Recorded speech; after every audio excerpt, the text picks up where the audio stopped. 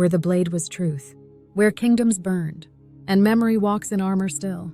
This is iron and ash, the faith before the oath, before the symbol, before the sword was raised. There was belief, not law, not proof, not evidence. Belief. Faith is not the thing held. It is the reason hands close at all. It begins invisible, but builds the visible. Church, temple, banner, army. It lifts the hand that forges the iron. It steadies the wrist before the blow. It says you do not die today, or if you do, it means something. Faith is what sharpens sacrifice. In every age, men have fought for land, for gold, for kings. But when they fight for something unseen, the world changes. When they carry the cross into battle, or inscribe prayers onto the blade, or wear a charm at the breast, it is not just steel that moves, it is conviction. Knights once knelt in full armor before battle, not to stretch, to pray. Swords were baptized, banners were blessed, shields bore icons, helmets were kissed, and when the first blood spilled, it was not just blood, it was offering. Faith sanctified the battlefield. It is why the Crusades were fought, why the Templars were born, why Jerusalem changed hands more times than can be counted. But it was not just a Western story. Islamic warriors rode with verses on their lips. In Japan, samurai lived and died by Bushido, a code rooted not in swordplay, but in spiritual balance. In Norse tradition, dying with a weapon in hand meant access to Valhalla, not as reward, but as confirmation. That one had lived rightly and died boldly. Odin the Allfather was the patron of warriors, of wisdom, of sacrifice.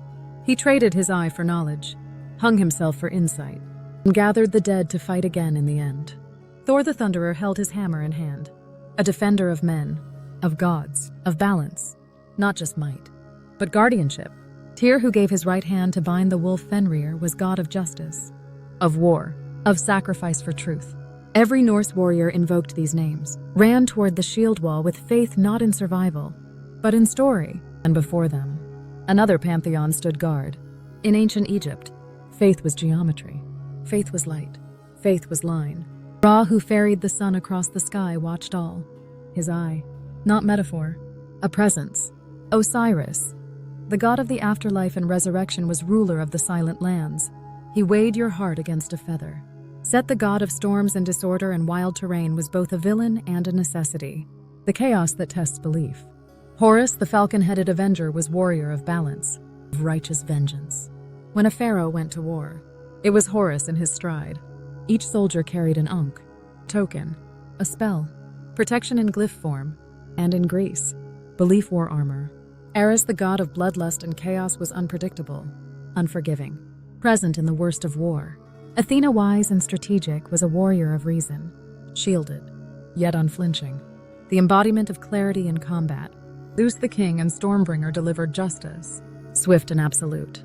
Greek hoplites marched beneath temples. They did not just train, they were consecrated. Faith gave form to duty. When the armor gleamed, it caught not just sunlight, but divine regard.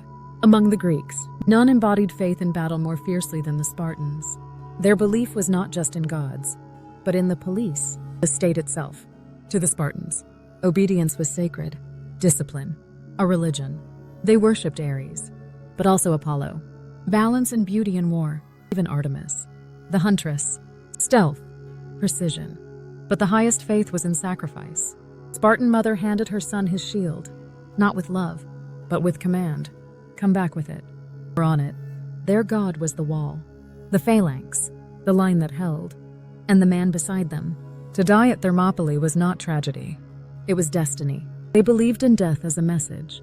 To be remembered was the highest honor. Faith was not whispered. It was drilled, lived, carried like armor under the skin. To be Spartan was to believe you were born for battle, and that battle was holy. To stand in battle with faith was to believe your death was not an end, but a right. To believe that you belonged in the narrative. To believe that the gods were watching, and if not helping, then at least recording. And like all great myths, faith reemerges where stories are told. In Star Wars, the Jedi are monks in armor, lightsabers in hand, but serenity at heart. They echo the samurai. They echo the temple. They are peacekeepers, warriors, and priests, trained in detachment, but bound by duty, force, both weapon and wisdom, a cosmic faith, not unlike the teachings of Zen, of Tibetan monks, of the Shaolin, who trained in stillness before striking, Buddhist warriors, armed not just with skill, but with clarity, disciplined in breath, prepared to die without anger. The sword as mirror, the fight as meditation. In fiction, this balance becomes legend. In Game of Thrones, faith divides, unites, and manipulates. The Lord of Light, the Seven, the old gods of the forest. Belief is currency, weapon, justification. The Red Woman speaks prophecy, men burn alive to cleanse the future. Arya kneels before death as a doctrine. The Hound mocks belief, but still obeys its shape. Still ancient, still cinematic, still just beneath the ash. Faith still moves beneath armor, still rides with the standard, still echoes beneath helmets. It is not just in temples, it is in trenches, still unseen, still burning, still just beneath the ash.